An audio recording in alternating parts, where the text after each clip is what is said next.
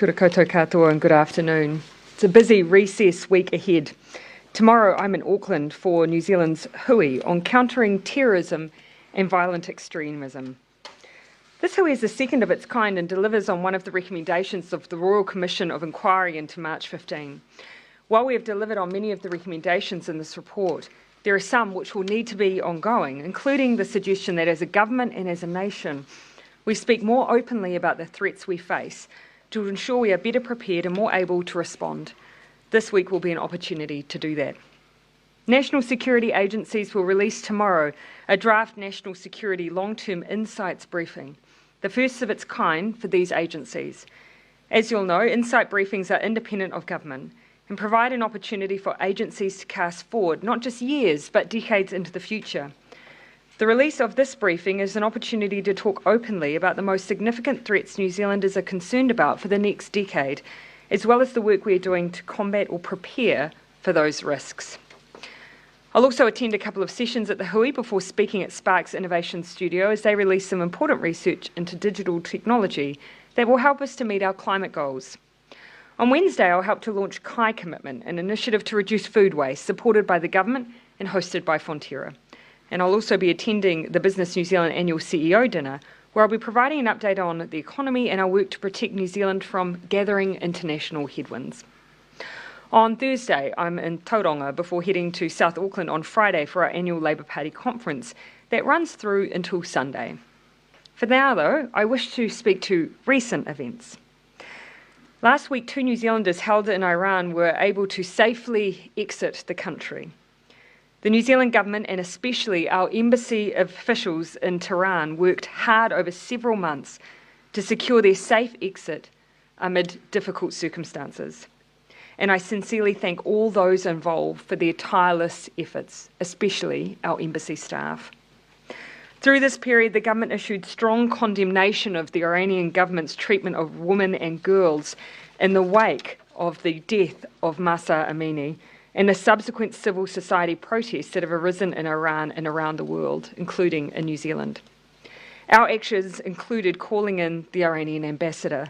It was important we uphold our firm position on human rights while also working to secure the safe passage of the 2 New Zealanders out of Iran, a balancing act given what we know about the different experiences of other countries who have had nationals imprisoned for significant periods of time.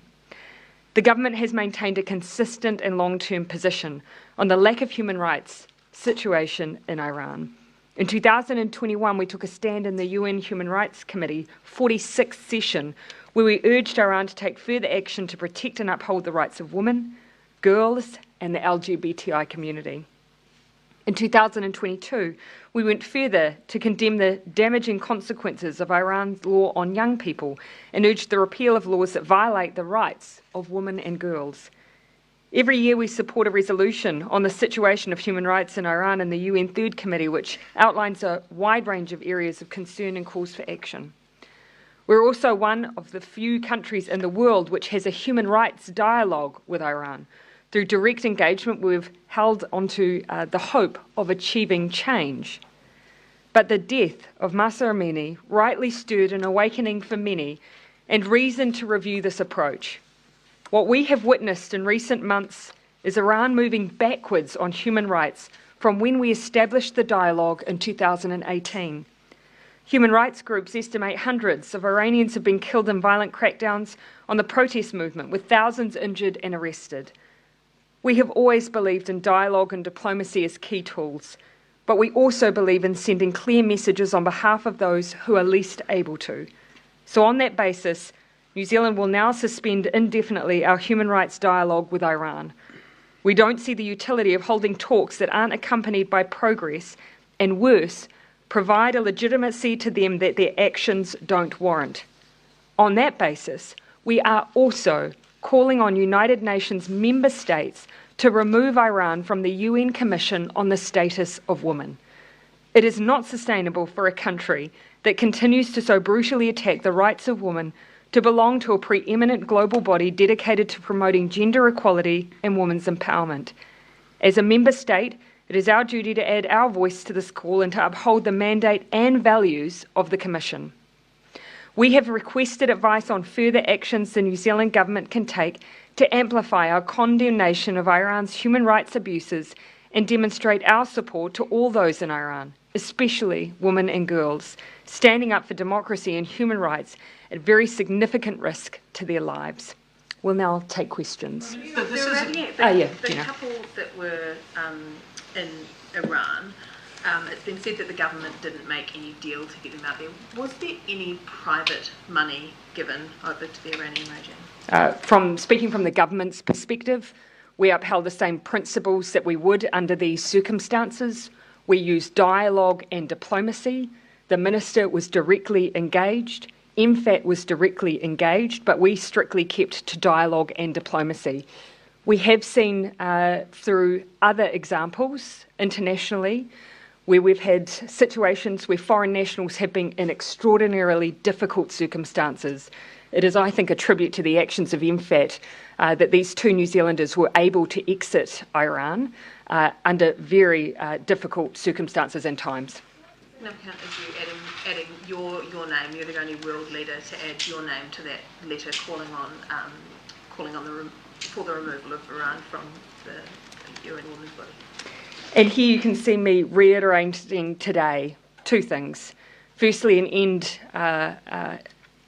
indefinitely to the dialogue between New Zealand and Iran on human rights, to send a clear message that not only have we not seen progress as a result of that dialogue, but we have seen a retreat, a regression in the rights of women and girls, and we're taking a very clear stand on that. Secondly, we are calling for Iran to be removed from the UN Commission on the Status of Women, because how can we argue for a member state that has taken such a counter position on the rights of women and girls to be a member of that commission which scrutinises other countries' position on the rights of those same groups? It is unsustainable and, in our minds, untenable. I'll pan around. You, Jane. You described it as a balancing act when the couple were still in Iran. Are you now freed to make these acts and responses where you were not last week before they were allowed to leave? My short answer is yes. My longer answer is it did not stop us from taking a very clear position. So I will push back on any suggestion that we did not condemn Iran. We did. We took a very clear view on what was happening to the status of women and girls. We took a very clear stand on what happened to Mahsa Amini. But this now allows us to take further action, and that is only right, particularly given we have seen the protest action and the curtailing of the right of people to express their views peacefully and democratically being very fiercely shut down. Has New Zealand's position on the world stage been compromised because of it and because of the time No. that you argue is necessary before making these moves? New Zealand, all the way through, regardless of the experience that we were having behind the scenes with two of our New Zealand nationals, New Zealand maintained a totally consistent position with other international comparisons and with other countries. You'd be very hard-pressed to find a difference in the positions that we took. So again, I fiercely defend the fact that New Zealand managed to take a strong position on Iran whilst also working very hard to ensure that two New Zealanders in a very difficult situation could leave. It is clear, however, though, we are now in an improved position to be able to continue to ramp up our response. So this dialogue, Prime Minister... Mark, and then I'll come to you, Jason. New Zealand has a seat on the UN Economic and Social Council, which determines the membership of Yeah. the UN Women's Group. Yes. Will New Zealand introduce a resolution for Iran to be removed? The starting point will be engagement with the UN Secretary-General. Then more broadly, I think it will be key to gather momentum and support from as wide a range of group of UN members as possible.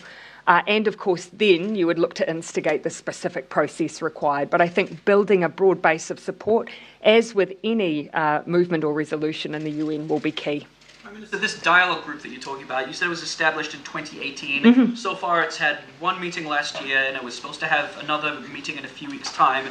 Basically today you're saying that this meeting is being canned. This is a pretty limp response to something that's pretty significant happening in Iran, isn't it? You're just essentially saying no more meetings. No, I disagree with that. We're one of few countries that has a human rights dialogue and dialogues such as that are often valued, of course, by those countries from which you engage. Again, here we're taking a very strong view that despite having only established this in 2018, we're of a view that it should not continue. We are indefinitely suspending it, and we are also taking a firm position, as has been pointed out by one of your colleagues. We are one of only, I believe, 2 countries with politicians who have signed on to a view that they should also be removed from the UN Commission on the Status of Women. We have also sought further advice from the Ministry of Foreign Affairs and Trade as to what additional action can be taken. Keep in mind, New Zealand already has sanctions against Iran, which have been in for a number of years, and this is about what additional steps we can take alongside our strong condemnation. Why did you put in place those additional steps today or in addition to this and go further than you have? Sorry, can you just clarify what? Any additional sanctions? We have sought from MFAT further advice on what additional steps can be taken, and while we await that advice, we've already taken these moves on the dialogue, on the position on the Commission on the Status of Women. If you would like to see more sanctions, your position as the Prime Minister, would you like to see more sanctions in Iran because of what's been happening domestically? We already have them in place. For me, it's always about what is actually going to make a meaningful difference to the lives of those who are affected by this regime. Minister Mahutu, anything that you want to add on generally on the further measures? Yeah, in relation to travel bans and export controls and the sanctions regime we currently have access to, we do take decisions based on UN actions, and that is in place, and that's what the Prime Minister is referring to. The other thing, in terms of the nature of our engagement in Iran, we have a relationship that dates back to 47 years in terms of our presence and having an embassy in Tehran. That enables us now at this moment, under the current difficult situation, to continue to advocate for those 19 New Zealanders registered on safe travel should they need our support. So the consular services are an important element of retaining our footprint in Tehran.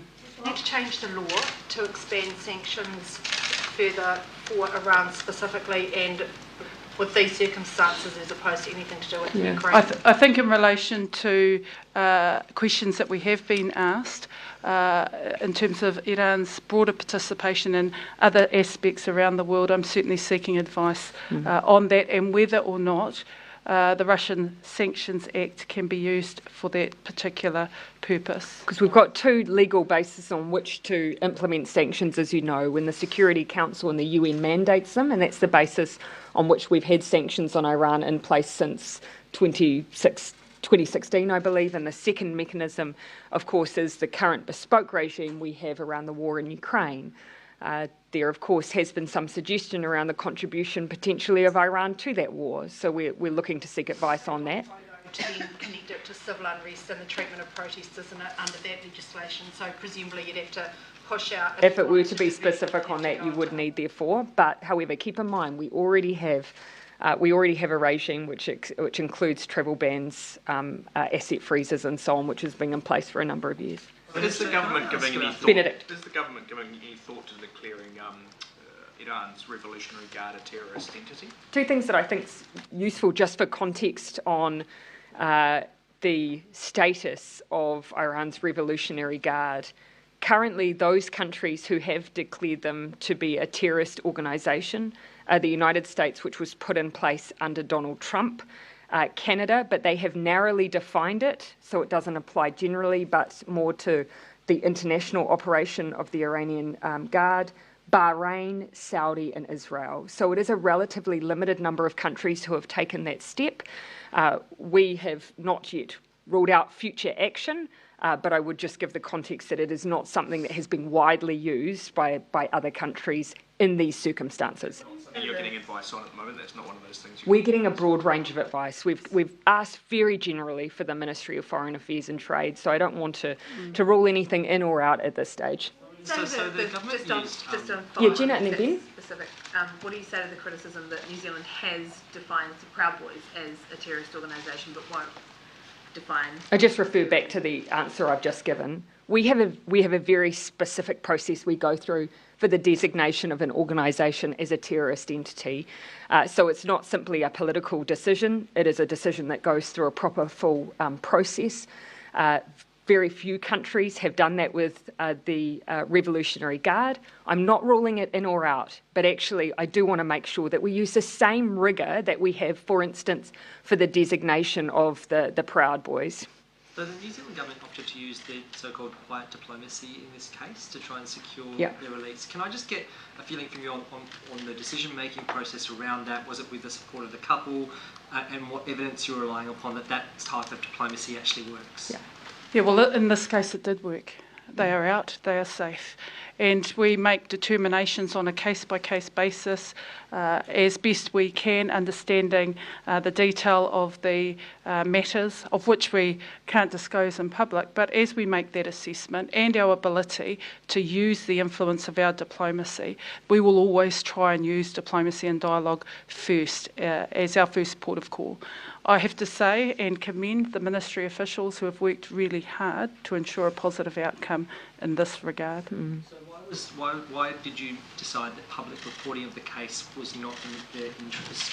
And can you also reveal the timeline as to when they're released and when the public reporting took place? It's not common practice for the private details of consular cases to be put in the public domain as we're working through these issues, and that's been a long-held convention. In terms of the decision making around what approach to take, for us what was really important was to understand what has occurred in other examples, and there are other examples of foreign nationals who have either been detained or have been unable to leave the country. The Ministry of Foreign Affairs and Trade reached out to those who have had that experience and sought from them the most effective strategies that were used in successful and unsuccessful cases in order to determine what the best approach would be for us here. In this case, you actually reached out to previous. We did. So we actively sought out the experience of others to determine the approach that we would take, and the universal view was that we would have a greater likelihood of a quicker resolution, a more successful resolution, if we were able to conduct that diplomacy directly with Iranian officials without the public scrutiny around it, which could jeopardise their release. That was a very clear view. And that outcome speaks to our presence in Tehran. As I say, we've had an embassy there for 47 years. It's a long-standing relationship. And when needed, we're able to use our influence in ways that many other countries aren't able to. And again, if I point to another example as to why having a presence there has made a difference, it's in the support and relocation of visa holders from Afghanistan to be returned to New Zealand. That is another example of what we're able to achieve through diplomatic channels. Incredibly difficult set of circumstances where one of the benefits of having diplomatic representation and diplomatic relations in Iran has been to facilitate refugees from Afghanistan, including women and girls. And yet that is the situation and circumstance that we find ourselves in. That is where having that presence has materially made a difference in our ability to support the exit of high-profile individuals from Afghanistan who were at threat as a result of the change in regime. Is this still just, we'll stick on the theme then if you may. Bernard, is that yours on? Yep, go ahead. So just on the further measures you're asked for advice on, do they include measures that might affect trade, so any sort of trade sanctions? We've asked very generally, Minister. As the Prime Minister has said, we've sought broad advice on a range of measures that can be considered as we take decisions around our next steps. Trade. As the Prime Minister said, we've ruled nothing in or out. We're awaiting that advice. Yeah. Expect to hear back on that advice, roughly? In the coming weeks, I would say, and an optimistic view, I would hope within at least the next 10 days.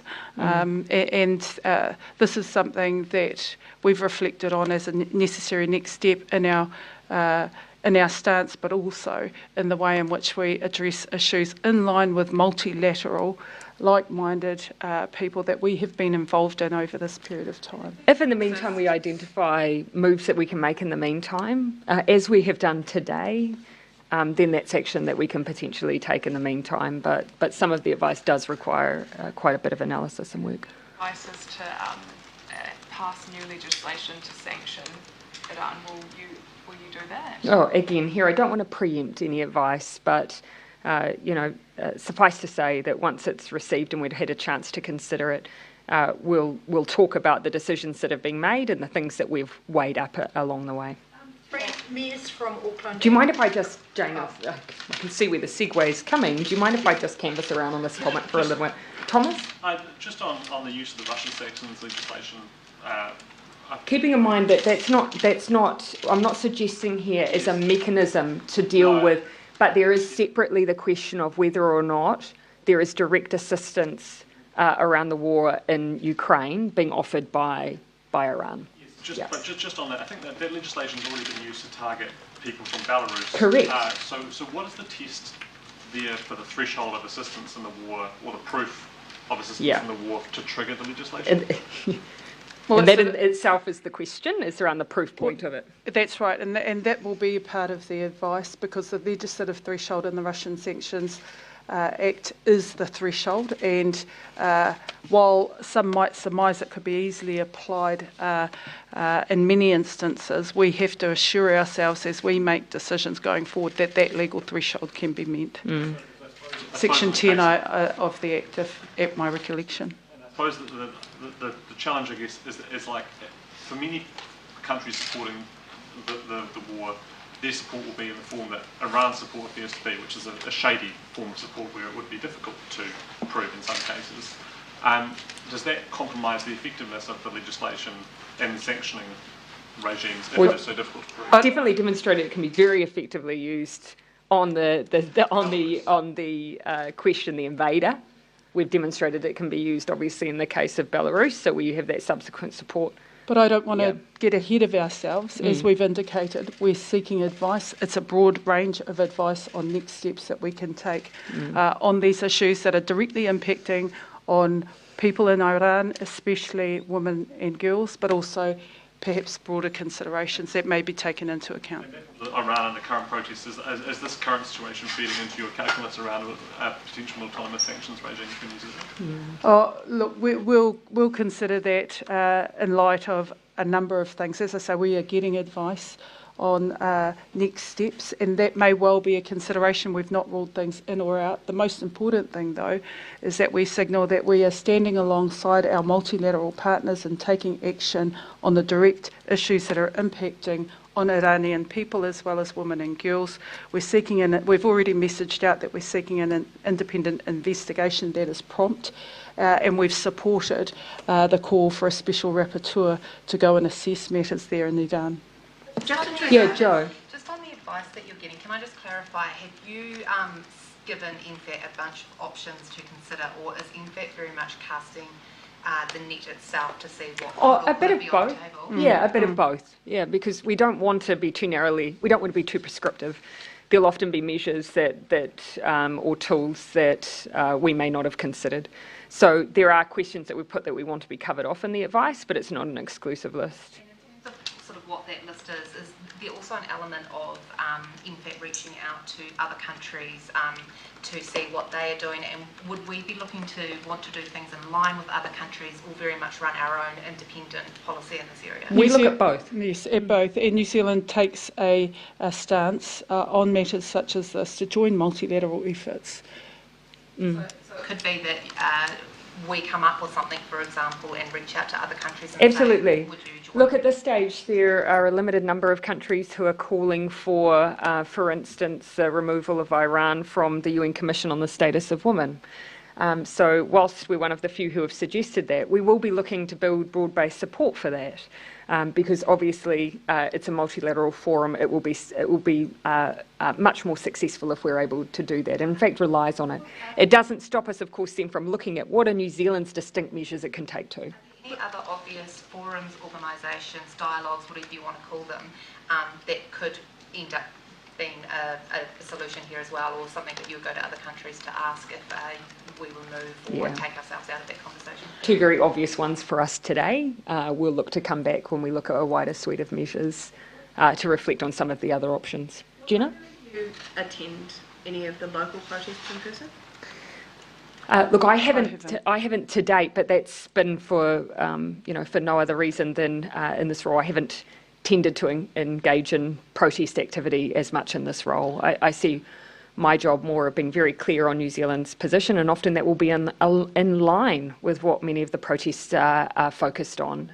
But I haven't tended to participate in protests. And I haven't either, neither have I stopped any of our members of Parliament from participating, because these are heartfelt issues that they want to ensure are signalled to the Iranian community, women and girls, that they are listening and they're mindful of the issues that are being faced over in Iran.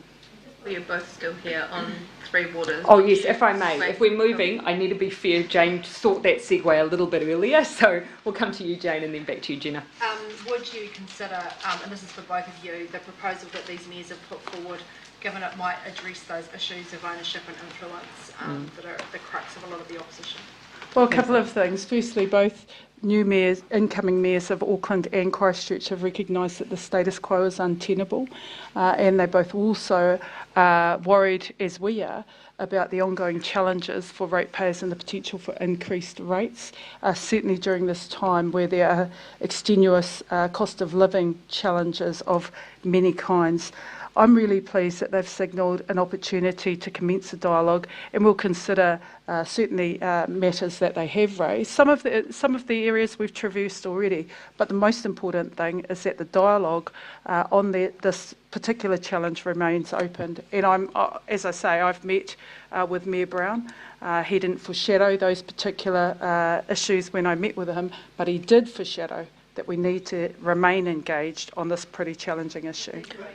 These have been consistent lines of opposition, the perceived or otherwise lack of ownership, the lack of influence. Is there something that would credibly be on the table as you try to find a way through significant opposition to this? Yeah. Well, we've said, look, we're at a juncture now where we've been receiving public feedback, and of course we've said we're open to making refinements and changes that improve the reforms here that are just so necessary. But our bottom line is, we don't want to change those matters which are focused on keeping cost of living in check. Without reform, ratepayers will see increases in their water bills. So we don't want to change the fundamentals of these reforms that are designed to make sure we don't see exponential increases. The assets split from the balance sheets of the council. Correct. That is key. That would not meet that threshold in this But look, I don't want to shut down what is, I think, in good faith an offer here for us to keep working together, because I think the mayors, they do have a focus on making sure that their ratepayers don't experience that spike in cost of living. We've got the same focus, so let's see how we can keep working together. This proposal wouldn't meet some of the fundamental bottom lines in the Three Waters.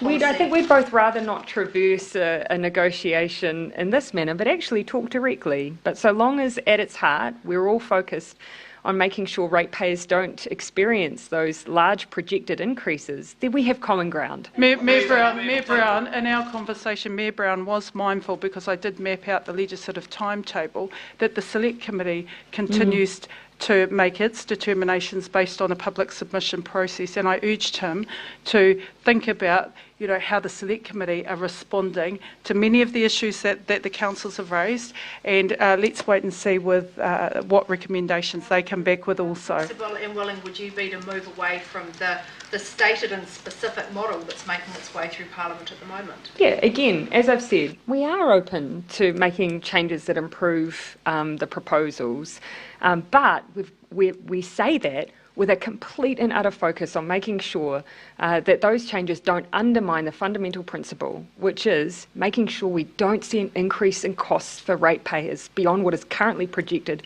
which for many areas is dire. Prime Minister, you just said that that balance sheet separation is a fundamental part of keeping costs down. But the proposal today is to not have the balance sheet separation, to have a co-investment fund which will address the cost of living issues. They've made a range of suggestions, and I think, again, they've made them in good faith. I'd rather us just have conversations with the mayors directly rather than traversing it here. Without their proposals, saying that there has to be balance sheet separation. I've said that those things which ensure we're able to keep in check what are proposed to be significant cost escalations for ratepayers need to be a focus for us as a government, and I would hope for councils. And for everything I've heard so far, that is a shared priority. But look, again, we have been open to those refinements, but we are going to keep that at the heart of what we're doing. Can you guarantee that the Three Waters legislation will pass its third reading before the election? Well, of course, we're on trajectory for, there are a range of different bills, but of course we are on trajectory for that. And again, I'd say here, it would feel irresponsible to me if we stood by as a government knowing what we know about what is coming for ratepayers and not do anything. I don't think in good conscience we can do that. That doesn't mean we can't continue to make changes and refinements to improve the proposals. Yeah, you say you're on the trajectory for it, but given the latest majority, I mean, you control the audit paper and what gets through when. So can you give an ironclad guarantee that that will happen? Well, that's what the scheduling allows us to do, yes. Can I just make a comment? Is that the important juncture that we're at is the select committee. So the select committee is in good faith listening to the range of views coming through the submission process. They have not yet finished their task. We have already foreshadowed as a government where there are improvements to the legislation to improve the workability of the legislation and be responsive in key areas that don't upset the overall balance of objectives for water reform. We're very open to receiving those recommendations, and we look forward to their report. Submissions to the Select Committee have proposed pretty fundamental changes to the legislation, like perhaps increasing the number of water entities that you'll form. Are you open-minded to altering the legislation to do something like increasing the number of water entities? Are you able to be that open-minded? This in part comes to the question around balance sheet separation and getting economies of scale well pitched in order to achieve that. And perhaps I'll just round off on finishing the response in relation to that, because a co-investment fund would assume that both the government and ratepayers would be responsible for funding that solution. And again, while we can't go into the detail because that would require another conversation with those particular councils, that would have to be a fundamental consideration about whether or not it would actually achieve balance sheet separation to have a financially sustainable way to invest in infrastructure. No change the number of entities that you again, it's just four is we've said in good faith that we want the select committee process to finish, that we're open to refinements, but it's hard making sure that we don't see significant cost escalation. Let's let the select committee finish its process. The one thing I would just perhaps I saw that the Mayor's made some reference to the fact that a 7% increase for Auckland's water and wastewater services was a theoretical scenario. Just to clarify, Watercare have already issued those proposed increases. So according to Watercare, it is not theoretical that ratepayers are facing those increases. Well, I think one of the issues is that actually for the local government in New Zealand, and even when we set up the group of those councils who had concerns to go away and make proposals to improve the water reforms, that was not a suggested change they came back with. So I think it's just probably worth making that point. Just a couple of questions about COVID. Sure. COVID cases increasing, are you going to consider making masks mandatory on public transport again? No, it was not so long ago that we made the decisions around public transport. Our public health officials continue to encourage the use of masks on things like buses. But again, I just acknowledge when we made those decisions around our health measures, we did so knowing that there would likely be an increase in cases prior to Christmas, and that is what we are experiencing. Most important thing we can continue to do, though, of course, is make sure we isolate people with COVID. Michael Baker's asking for the government to better communicate COVID risks to the public and the guidelines depending on what the risk is. Would you say you're doing a good enough job as it is? I feel as though all New Zealanders have been on this journey. We've had, going on 3 years of living with this illness. We continue to take it seriously, and I believe the public do too. The buy-in we've had, for instance, around ongoing isolation of COVID cases, I think illustrates that people do take it seriously, and we do need to continue to do so. That doesn't mean we need an increase in restrictions.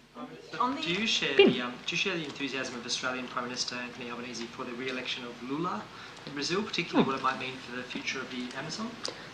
Look, I do want to acknowledge the outcome of the election results that we've seen today and congratulate President Lula on his election to the role of president in Brazil. Of course, we think of these issues and democratic elections from the perspective of what it means for New Zealand and what it means for progress on issues of international concern that mean a lot to us as a nation too, and undeniably climate change is high on our agenda. And it is clear that there are some very different positions held by President Lula on that issue. On the anti-terrorism hui, they heard today that the considerable threat that anti-government extremism poses.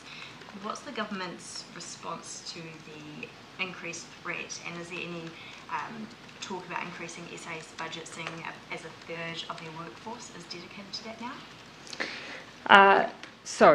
On two things there.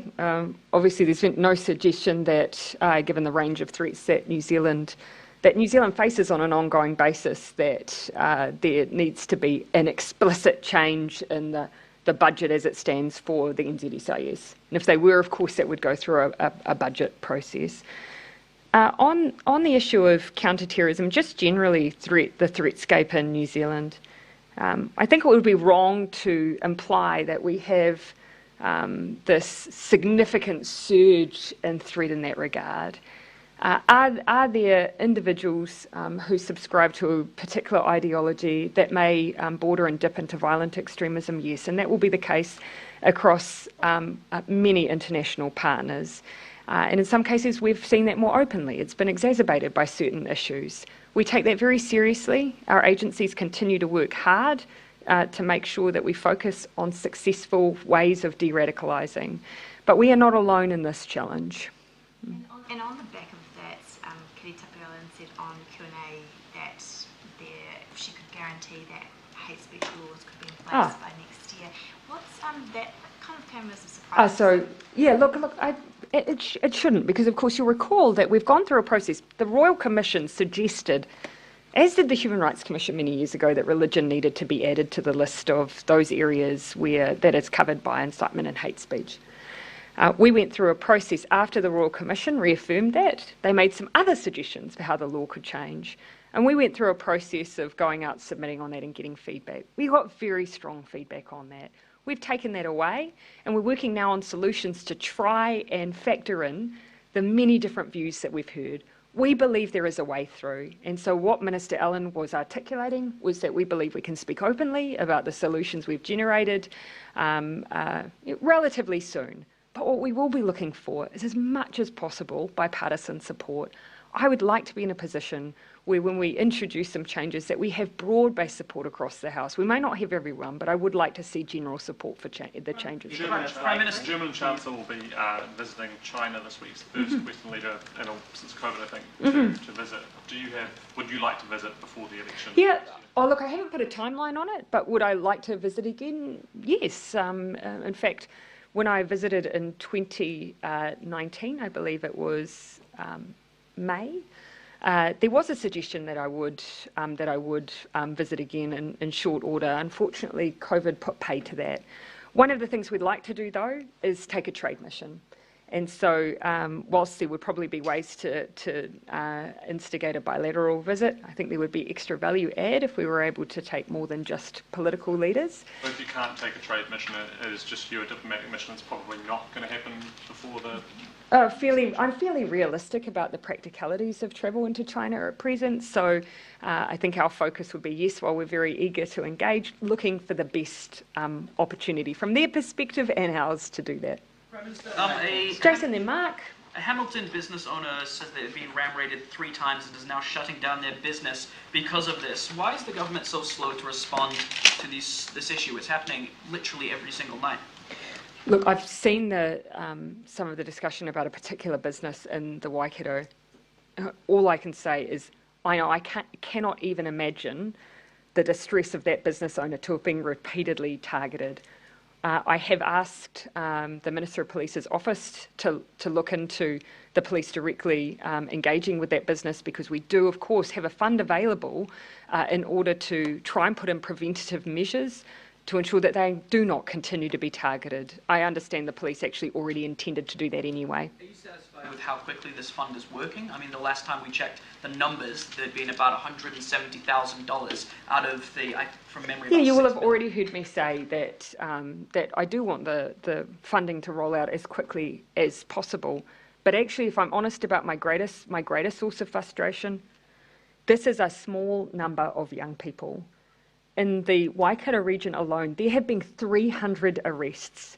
The police are working diligently to crack down on what is an issue that is being created by a relatively small group of young people.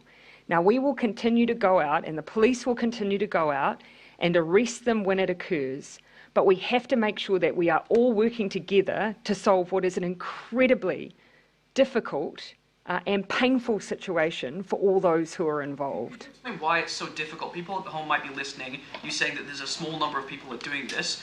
Why are they still allowed to do this? A range of issues at play here. It's a small number and often very young children in some cases. And so, there are constraints, and rightly so, on the way that the justice system can't simply throw a child into an adult prison, and for good reason. That means that there are still measures that can be taken. I would not want anyone left with the impression that there are no repercussions for children who engage in these activities. There are. But at the same time, repeatedly having individuals involved in these situations, we have to get to the root cause of it. We don't want children getting into an ongoing life of crime.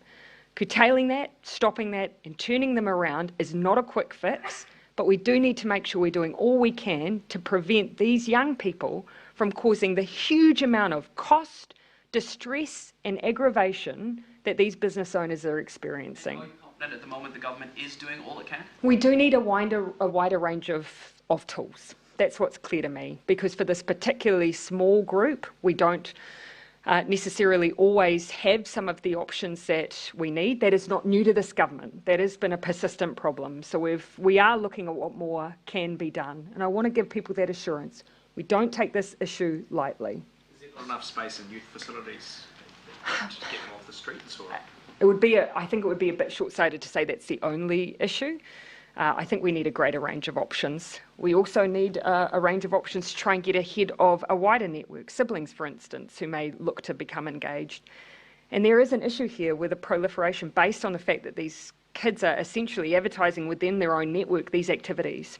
And that is then growing the issue. It's, of course, it is in two particular centres we are particularly seeing the problem, and there's reason for that too. Just back on hate anyway, speech. Mark. On hate speech, how confident are you that you will get that bipartisan or cross-partisan support? It's too early to say at this stage. But I would have thought that amongst politicians, there should be good support for saying, actually, you should not experience hate speech and incitement based on your religion. It's a fairly simple concept. Where there were issues last time is because there were other amendments around some of the thresholds in language that caused some concern. But let's get back to first principles on this one. Yeah, I might just finish here and then in the back row. There's still 1.6 million eligible Kiwis yet to get their booster. Are you looking to encourage them, or are you just... Of course. Of course. What becomes a little more difficult is to say how many of those should have, based on their last experience of COVID, because of course there are guidelines around when you should next receive your booster once you've had COVID. So a bit difficult to say precisely the eligible group, but of course I continue to encourage people, please do check your eligibility for your booster, particularly if you are an older New Zealander or have health conditions that may make you more vulnerable. Joe? The issue that came up in the Kitty Allen interview at the weekend was about name suppression. Do you personally believe that money and resource buys you name suppression in this country? It certainly should not. There may be that perception, but I don't think anyone would want a system in New Zealand where that would be the case. I think, the Minister said that it was a high priority for her and that she did think that money and resource was buying name suppression for people. I think she'd agree with me that in principle it shouldn't, though, of course. But the point is do you see it as a priority as well, and do you think it's happening and is an issue that needs to be addressed? Yeah, look, it is one of those issues that's been continuously raised, and There's a number of priority issues within the justice portfolio. You can see we've talked about some of the key ones today. So look, the Minister has said she wants to do some work on it, and I think there'd be support for that, but we also really need to prioritise some of those pressing issues that we're facing at the moment with a small but persistent group of offenders at present. She doesn't have your support as it being a priority. No, you're completely misinterpreting what I'm saying. I'm saying there's a number of priorities. The Minister wants to progress work on this.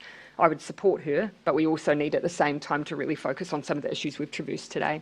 Last question, Thomas. On your remarks about the government's working group on free waters, the council working group to look at some of the issues that were raised in the first iteration, you said that they didn't dispute the co-governance or recommend changes against co-governance, but the terms of reference for that working group were that Mana Whenua should have joint oversight over any water service entity, and that Mana Whenua should have the same rights and mechanisms of influence over the water service entities as councils did. So it seems pretty clear that the terms of reference of that group would not have allowed that working group Equally, local government New Zealand have, keep in mind, even Christchurch currently has arrangements that amount to co-governance at present, and LGNZ have not spoken against it. I think the point that I'm trying to make is it has not actually consistently been raised from councils as core to their issues.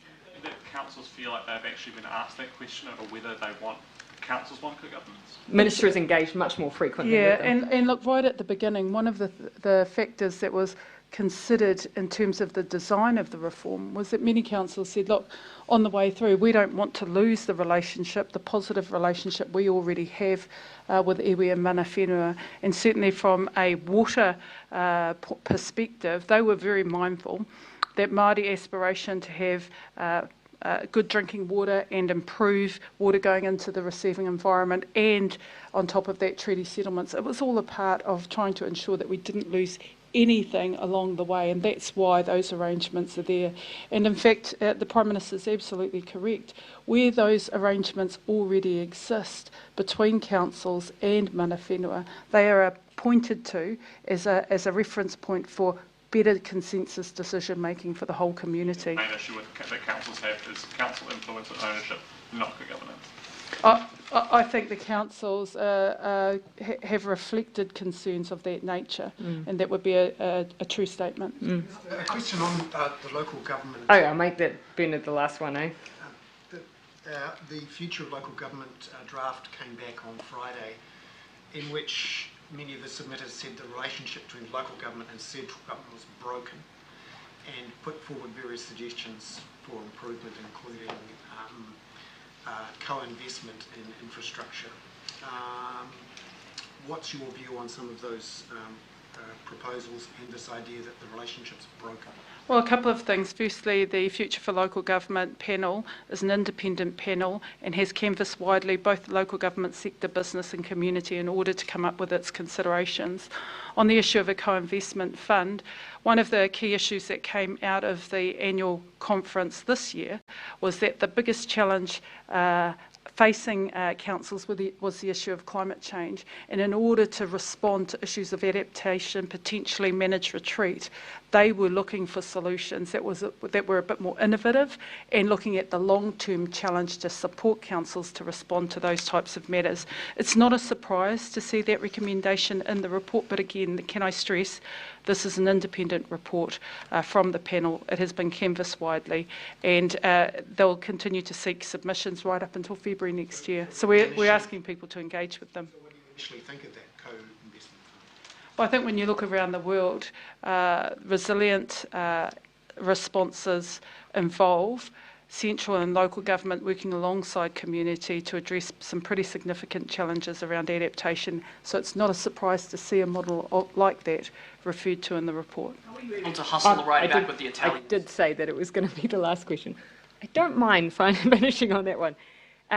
Look, it is not uncommon, from what I'm told, for those who are based down in Antarctica to share transportation. It seems to be fairly commonplace.